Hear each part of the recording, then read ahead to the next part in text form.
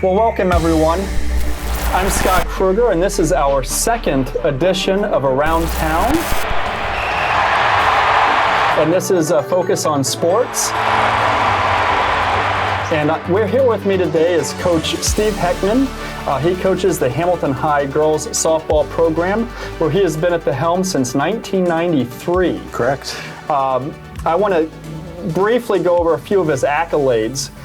He's been coaching since 1993. He has over 430 wins, 8 GMC conference championships, and he has sent several of his former players to Division I college programs. He's a 2015 inductee to the Butler County Sports Hall of Fame, or was it 2016? Can't remember. 2016 sounds right. Okay. Yeah. At any rate, he's in the Butler County Sports Hall of Fame, and yet he's still coaching. So he was inducted before his career was even over. He just finished another successful season in which they won 2 playoff games before falling to a close game at Lebanon, 1 run in extra innings. 1 run, yes. Coach, I want to start by asking you, obviously you've been coaching for over 30 years. What was it that motivated you to be a coach? What's the passion that brought you here and kept you doing it for so long? Well, Scott, athletics has always been a major part of my life. Playing football in high school, I played football, basketball, baseball. And athletics was one of those things that I viewed as something I really enjoyed, and I valued the relationship with not only the players, but with the coaches and the community. And it was a way for me to get involved when I was a kid. And coming in and being a teacher, it kind of goes hand in hand with that. And honestly, with you, when I interviewed for the job here, I was asked, there might be a softball position available. They wanted to know about fast pitch softball. I said, "Oh, I love fast pitch softball." I didn't know a thing about fast pitch softball. I was like, well, I could probably figure it out, and it was just a neat thing. I'm like, oh yeah, is that going to help me get this job for sure?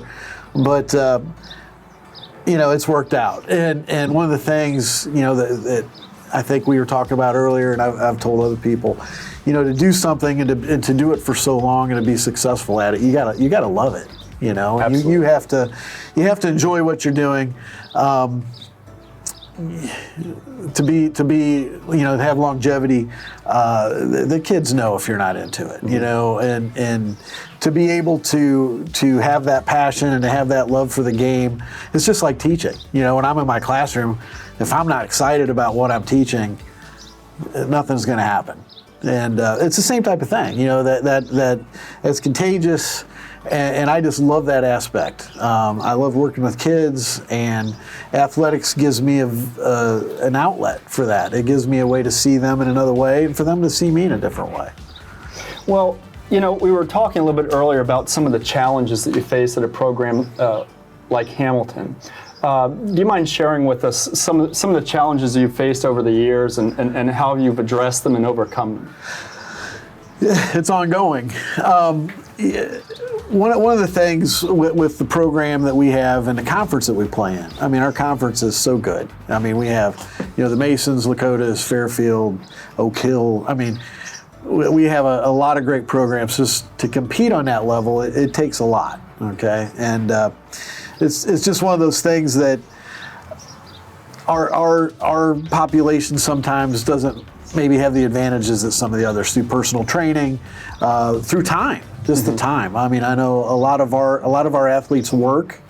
A lot of our athletes are involved, even with raising siblings. Being the babysitter, having to provide, and it becomes difficult sometimes. To compete at that highest level. But the one thing that we try to do is make it home, make it family, make it important, and it's not for everybody.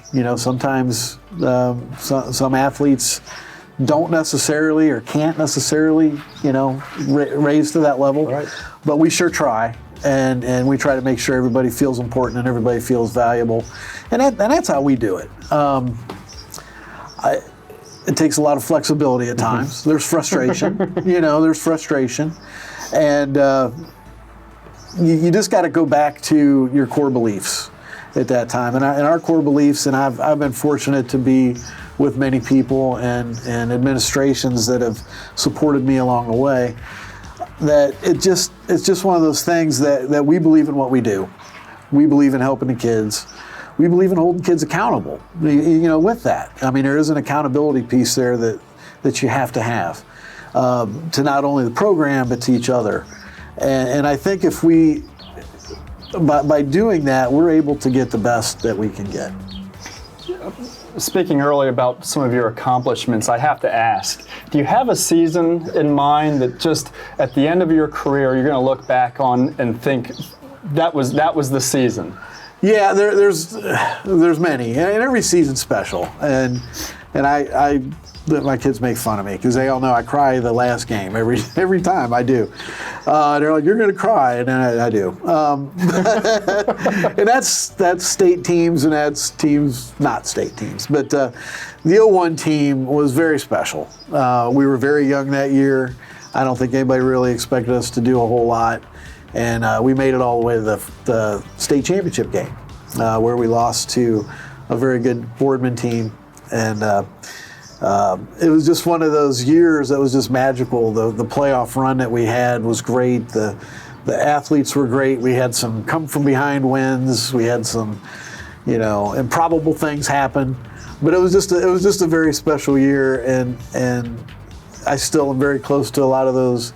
I say girls; they're not girls now. Not anymore. No, but a lot of those young ladies, very close to them, and it was just a very special thing.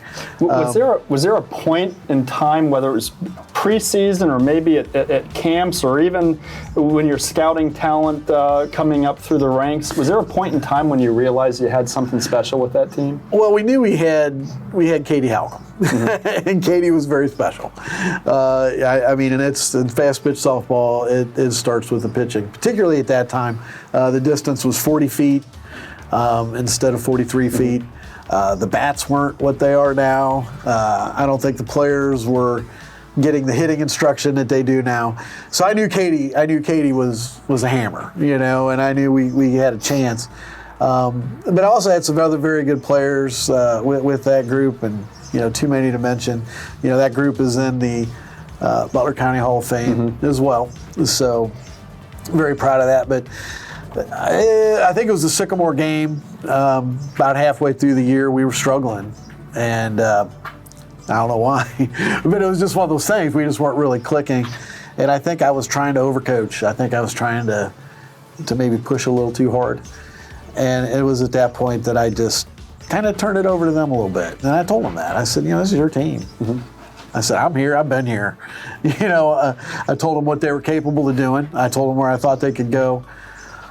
But I think I put it on them a little bit more, and that's a lesson I've learned since that point. Is it's not about me, It's not about me. It's about them. They have their 4 years here, and they have to make the best of it or not. And so that they might get the direction, they might get the program from me, but ultimately it's on them. It's on the relationship that they have. And so from that point on, we just seemed to pick it up, and really went on a nice run there at the end of the year. I think we won the last 11 or 12 in a row. Got hot at the right time. Got hot at the right time for sure. Well, and I also know I did try to spend a little bit of time looking at your schedules. I think one of the things that you've done, and you can correct me if I'm wrong, in trying to build success is you don't shy away from competition. No, it's not just, you're in a tough conference. Yes. But you've also scheduled a lot of difficult non-conference games to get your girls prepared for the upcoming GMC season. Absolutely. I'm a firm believer in that. I mean, we've traveled, we've gone to Myrtle Beach, we go up to Columbus, we've gone to Gatlinburg to play, and we try to find the best. And it's not that there's not good teams here, but the more our kids are experienced, the more they see, the better we're going to be. Because again, a lot of our girls might not play the high-level summer ball that a lot of the other teams have. Right. And so that makes a huge difference. Where the game this year against Lebanon, it's 0-0 in the eighth inning, and we had gotten out of some jams, and they had gotten out of some jams, and that comes from experience, and that comes from knowing you can get the job done, and you only can do that by playing the best, do the best you can. I do want to back up a little bit, because as we're sitting here in this dugout, and again, started coaching in 1993, and I was a student here from 94 to 97. What you have here today is not what you had back then. Can you tell me a little about the transformation here? Obviously, it's softball. It's not a big, like what most people would call a money sport. Correct. But the facility looks absolutely fantastic. And before you answer that question, I know that you're a modest person. I know one of your former coaches, and he told me you put a lot of time, personal time and effort into this. That is a fact. That is a fact. I'm very blessed. And you look around the entire campus here, everything is top notch. And a lot of that started here, with this field, and for the administration to, put the time in and the money that was needed to make this happen. I'm very appreciative, but it was a lot of work for sure, and it was people making it important. We talked before about making it important. We've always made it important, and I'm a bit of a control guy, right? And one of the things, if I could tell like younger coaches or anything how to survive, it's a lot of things you can't control. Bad calls, injuries, plays, whatever it is. A lot of stuff is kind of out of your control. So you control the things you can control. And I tell our players that all the time: control what you can control. This is something I can control. So a lot of times when the frustration's in, or just even just planning stuff out, I'm out here cutting grass. I'm going to mow the grass here tomorrow. I'm going to mow the baseball field tomorrow, and trim up. It's just one of those things that it helps me think. It helps me focus. It's something I can control, and it's something that I feel I owe the players. I owe them the best thing that I can give them. And this facility is awesome, and when people come here, they say this is their favorite place to play. And that means a lot to me, personally. Well, it is very impressive. Thank you. It really is. And again, I know you're a modest person, but I've been told by several people, I know you have. You've spent several hours, weekends, nights putting into this field, and it looks absolutely fantastic. I will tell you that it's not just me. I mean, my assistant coaches, they do their part. Even Larry Wood, athletic director. He came out here and laid sod, when he was here. He would be mowing the grass down here sometimes. And he made it important, and all the athletic directors have made it important. Missy Harvey, has coached with me, and the support I've been given is tremendous, and I think it shows with what you see. I want to switch subjects a little bit and talk about kind of the behind the scenes building the program. Okay. What kind of efforts do you spend? Because I know it's a lot. What do you focus on to build the team, to get the girls from the elementaries, the junior highs, to come here to Hamilton High School and try out for your team? It's a great question. We have our camps. We just concluded our camp in early June. I think we had 50-some kids out here for that, which was fantastic. I have former players coming back.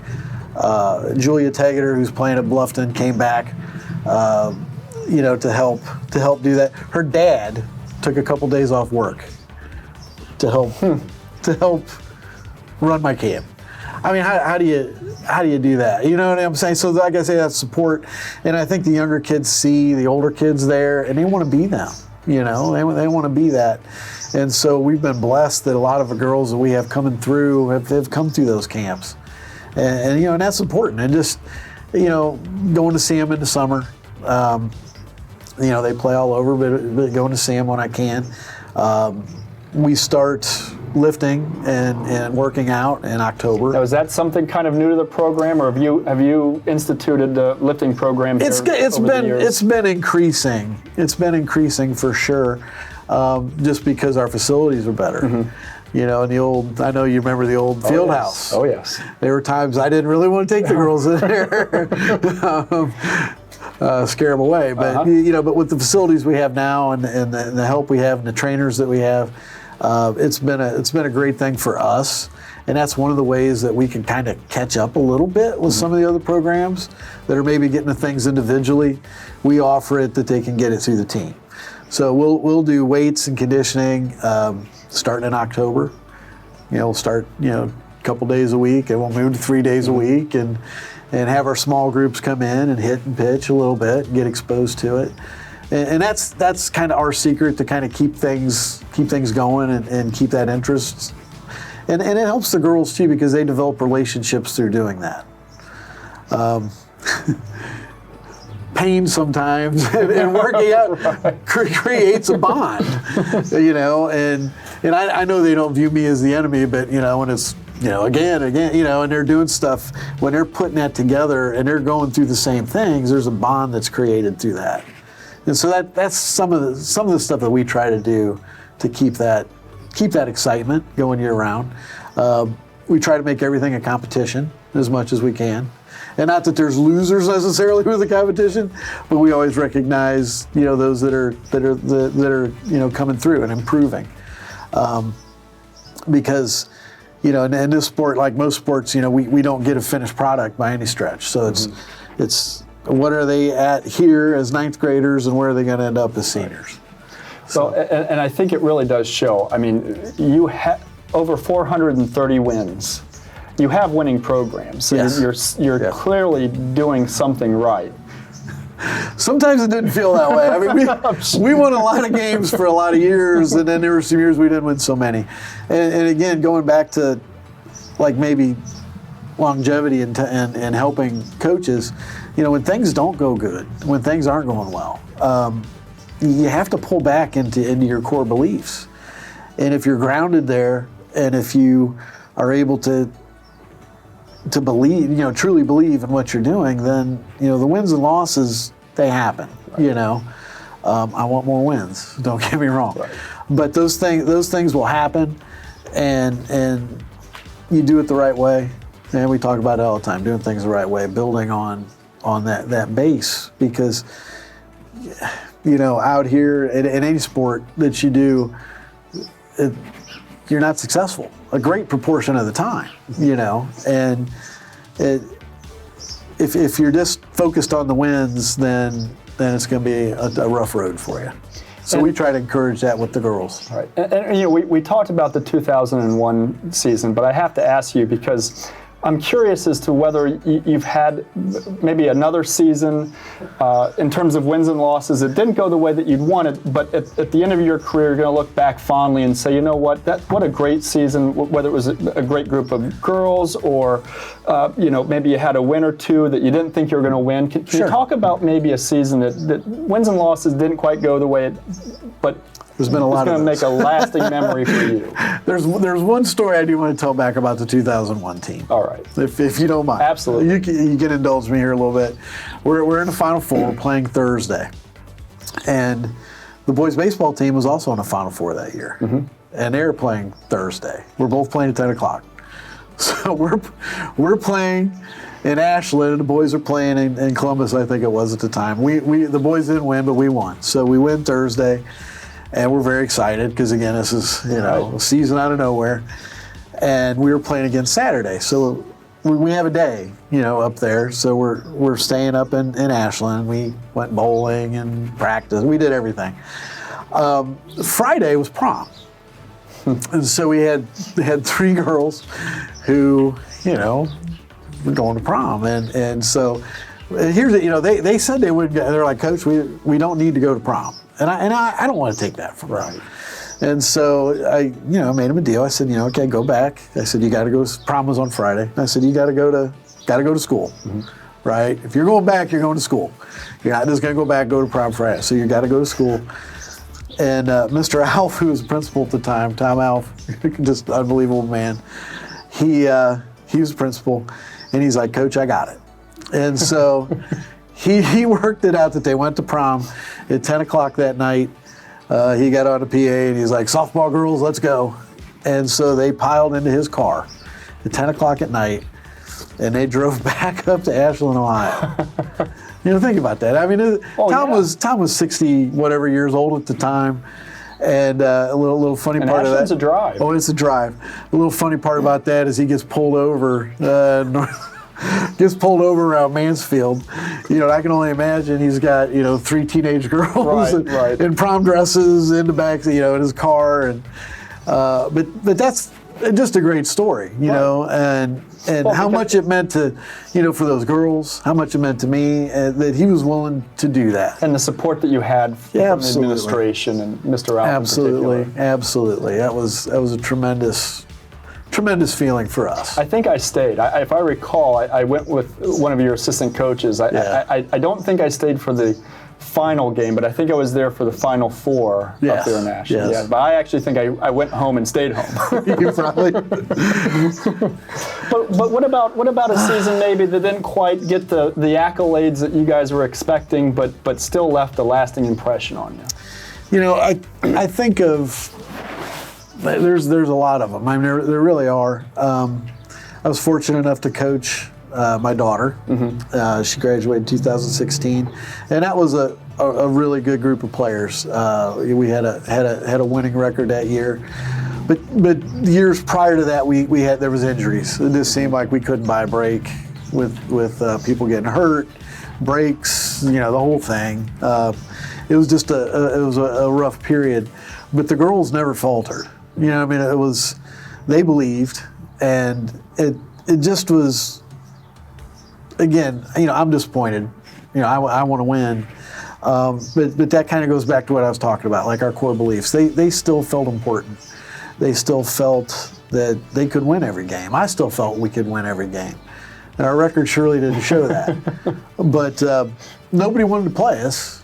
We would lose games. One of those teams. It was a tough out. Yeah, we just couldn't get over that. I mean, we lost a lot of one-run games and whatnot.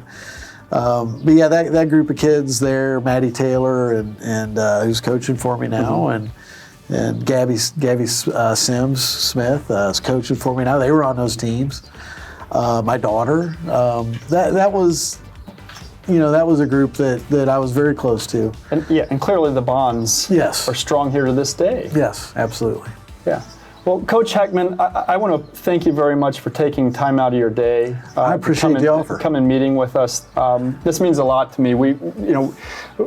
Hamilton has a lot to offer, as you know. Absolutely. Lived here a long time. You've coached in the district, coached here at Hamilton High School, teacher here to this day at Hamilton High School, and I think it's important to highlight some of the secret hidden gems that we have here in this community. And I really do mean this. I think Hamilton softball is one of them. I appreciate that. And I'm going to look at the camera now, and I strongly encourage anyone who wants to come out and see a great stadium, a great field, and a good product on the field. Please come out and watch Hamilton High's girls softball program next season. I bet you probably already know when the season starts. Or am I putting you on the spot? You're putting me on the spot there. It's always that last weekend of March. That last Saturday of March. Well, Coach, thank you for your time. I appreciate it. It was a pleasure. Thank you very much. All right. So what do you got going on after this?